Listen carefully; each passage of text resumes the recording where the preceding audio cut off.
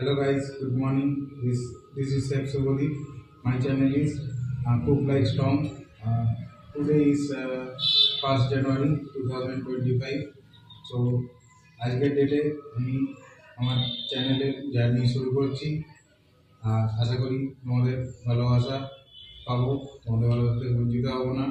আসলে আমার ভিডিও শুধু মানে ডোমেস্টিক্যালি যারা রান্না করে শুধু তাদের জন্যই যে কাজের আসবে তা নয়, যারা কালিনারিকে অ্যাজ এ প্রফেশন দেখতে চায় তাদেরকেও যথাসম্ভব সাহায্য করার চেষ্টা করব। তো সবাই পাশে দেখো, আমার চ্যানেলটা সাবস্ক্রাইব করো, ধন্যবাদ। চলুন শুরু করা যাক। আজকে আমাদের ডিশ হচ্ছে এগ বেনেডিক্ট। তো তার জন্য সবার আগে আমি একটা সসপ্যানে জল গরম বসিয়েছি।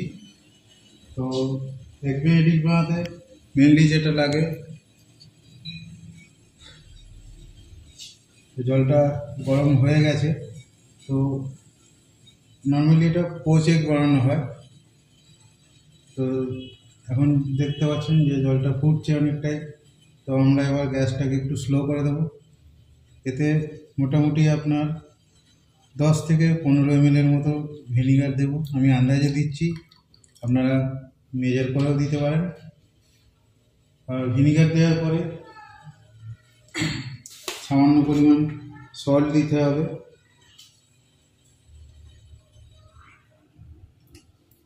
ভিনিগার পোচেকে এই জন্য দেওয়া হয় যাতে ডিমটা দেওয়ার পরেই পোচেক বানাতে গেলে তো ওই ডিমটা ডাইরেক্ট গরম জলে দিতে হয়। তো ভিনিগারটা যদি না দেওয়া হয় তো ডিমটা ছেড়ে যেতে পারে, কোয়াগুলেট, ডিমের যে প্রোটিনটা থাকে সেটা কোয়াগুলেট করবে না, সেটা স্প্রেড হয়ে যাবে। আর একটা জিনিস সবসময় মনে রাখবেন, কোচিং সবসময় বয়েলিংয়ের যে টেম্পারেচার আমরা সবাই জানি যে 100 ডিগ্রি সেলসিয়াসে জল বয়েল হয়। তো কোচিংয়ের জন্য বয়েলিংয়ের থেকে একটু কম তাপমাত্রা দরকার। যেমন জলের টেম্পারেচার এক্ষেত্রে হবে 85 থেকে 90 ডিগ্রি সেলসিয়াস। এটার একটু ধ্যান রাখবেন। তো চলো গাইস, পোচেক বানানো যাক। পোচেক বানানোর জন্য আমি এখানে মোটামুটি 1 লিটারের মতো জল দিয়েছি, আর 200 ml মতো ভিনিগার আছে, আর 50 গ্রামের মতো সল্ট আছে। ভিনিগার এই জন্য দেওয়া হয় যাতে ডিমটা যখন জলে ছাড়বো তখন ডিমের এগ ইয়ক আর এগ হোয়াইট যেন আলাদা না হয়ে যায়। তো ডিম খুবই সাবধানে একটু ছাড়তে হয়। তো তার জন্যে পোচেক বানানোর টেকনিক যেটা আমাদের শেখানো হয়েছিল, জলটাকে একটু হালকাভাবে রোটেট করে নেওয়া হয়। তো চলো শুরু করা যাক।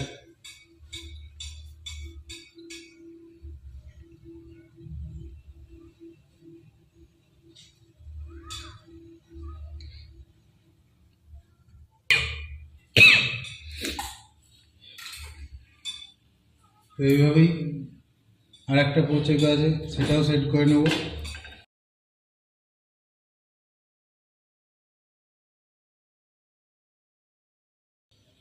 পোচেকের ডিমটা ভাঙার সময় এটা খেয়াল রাখবেন যেন এগ ইয়কটা বা ডিমের কুসুমটা যেন ভেঙে না যায়। এই জন্য খুবই সাবধানে একটু ঢালতে হয়।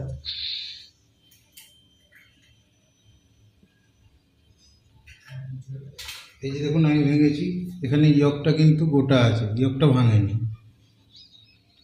তো ধরুন এটাকেও আস্তে করে ছেড়ে দেওয়া যাক।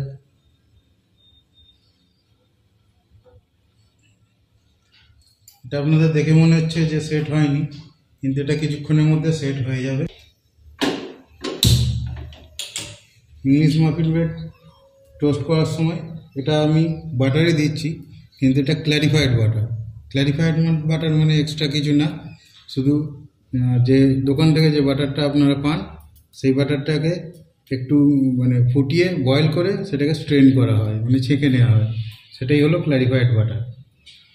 তো চলুন একটু ক্ল্যারিফাইড বাটার দিয়ে এটা সেঁকে নেওয়া যাক। বোথ সাইড ভালো করে টোস্ট করতে হবে।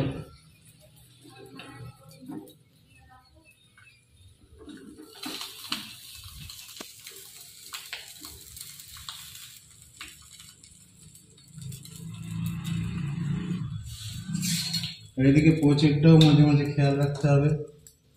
এই যে দেখুন আমাদের পোচেক সেট হয়ে এসছে প্রায়। পোচেক 3 রকমের হয়। এক হচ্ছে রানী। রানী মানে আপনার কুসুমটা খুবই নরম থাকবে, সেটাকে বলা হয় রানী। আরেকটা হয় মিডিয়াম, আরেকটা হয় ওয়েল ডান।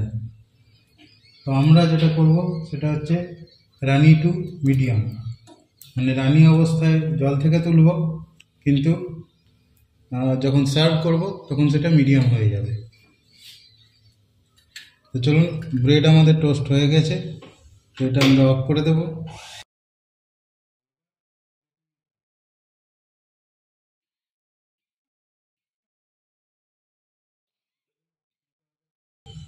Egg বেনেডিক্টের plating. পোচেকটা আমরা হালকাভাবে তুলে নেব।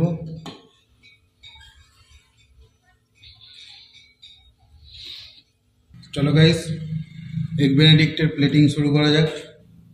তো প্লেটিংয়ে প্রথমে আমি একটু বেসে হল্যান্ডাইজ সস দিয়ে দেবো। এটা একটা সস, আজকে রেসিপিটা দেখাতে পারিনি সময়ের অভাবের কারণে, তো এটা অন্য একদিন আমি আপলোড করে দেবো, আপনারা দেখে নেবেন। এর প্লেটিংটা দেখুন, খুবই সিম্পল টেকনিক, এমন কিছু রকেট সায়েন্স এতে নেই। তো চলুন এর প্লেটিং শুরু করা যাক। এখানে রেখে দেব দুটো ব্রেড, স্পিনাচ দিয়েছি। এবার এর ওপরে সাথে মাশরুম দেব, অল্প না, মাশরুম খুবই টেস্টি হয়। বাটন মাশরুম যদি হালকা একটু বাটারে টোস্ট করো, খুবই টেস্টি হয়। চলো এবার পোচেকটা প্লেটিং করা যাক। পোচেকটা দেওয়ার সময় একটু সাবধানে দিতে হবে, কারণ পোচেক অনেক সময় প্লেটিং করার সময় ফেটে যায়। তো সেই সিচুয়েশনে যাতে না পড়তে হয় সেজন্য এক হাতে করে ধরে দেবেন। আমি এখানে একটা মিডিয়াম ইউজ করছি আর একটা রানী। রানী স্পেশালি আমার পছন্দ, আপনাদের কতটা ভালো লাগবে কিনা জানি না, তো রানী এক আমার খুবই পছন্দ। তো হল্যান্ডাইজ এর ওপরেও যাবে। হল্যান্ডাইজ না দিলে এই রেসিপি একরকম আধুরা বলতে পারেন। তো শুরু করা যাক। চলো, হল্যান্ডাইজটা এমনভাবে দেবেন যেন পোচেকটা কভার হয়।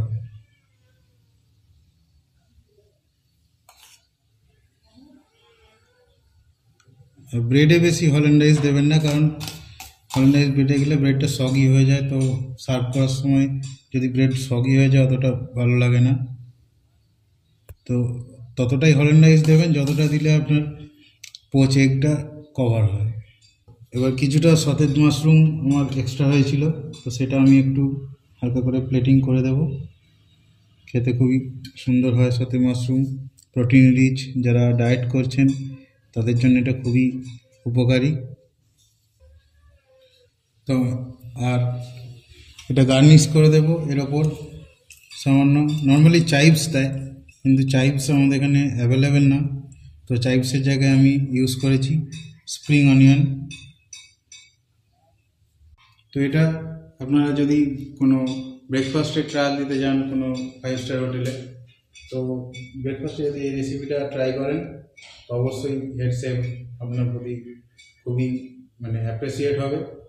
আর তো ধন্যবাদ, আমার চ্যানেলটাকে শেয়ার করবে, সাবস্ক্রাইব করবে, আর যদি ভালো লাগে একটা লাইক দেবে।